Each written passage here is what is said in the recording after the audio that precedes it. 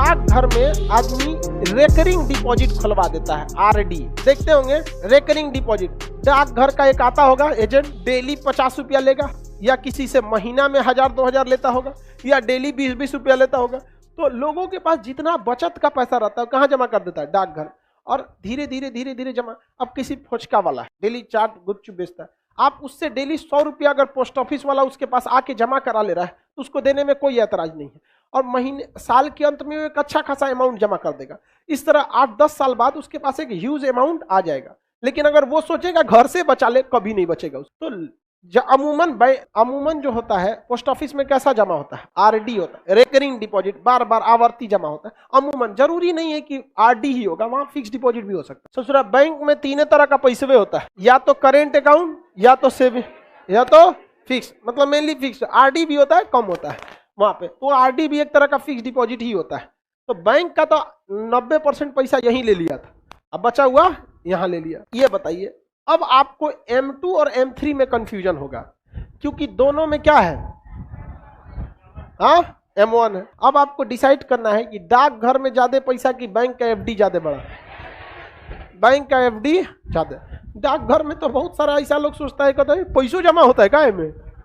कोई आदमी से कहिएगा डाकघर में पैसा कौन जी होता वो में तो चिट्ठी जो तो वो तो चिट्ठी समझता है सब। आगे बढ़े, बताइए ये कौन सा चीज है वो?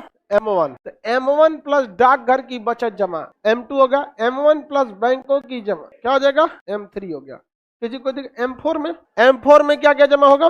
M3 प्लस डाकघर की कुल जमा, डाकघर की कुल जमा, इसी को कहते हैं हम लोग क्या चीज? M4। ये बताओ भाई, सबसे बड़का इसमें M4 हो गया।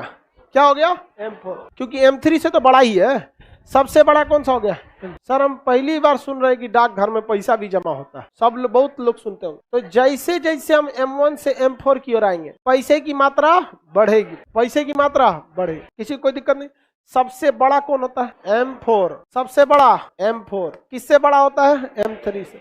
M3 बड़ा होता है M2 से, M2 बड़ा होता है M1। कोई इसमें दिक्कत नहीं। आरबीआई किसे कंट्रोल कर? जल्दी बताइए। आरबीआई कभी भी पोस्ट ऑफिस को कंट्रोल नहीं कर। आरबीआई जब भी कंट्रोल करेगी तो बैंक को। बताइए किसे कंट्रोल?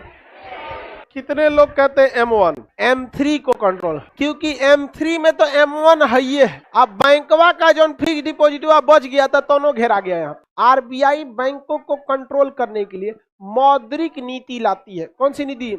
मॉनेटरियल पॉलिसी, यानी मौद्रिक नीति आरबीआई लाती है। किसे कंट्रोल करने के लिए? बैंकों। तो क्वेश्चन पूछा था कि मौद्रिक नीतियां किस पर लागू होती हैं? M3। किस पर लागू होगी? M3। किसी को कोई दिक्कत?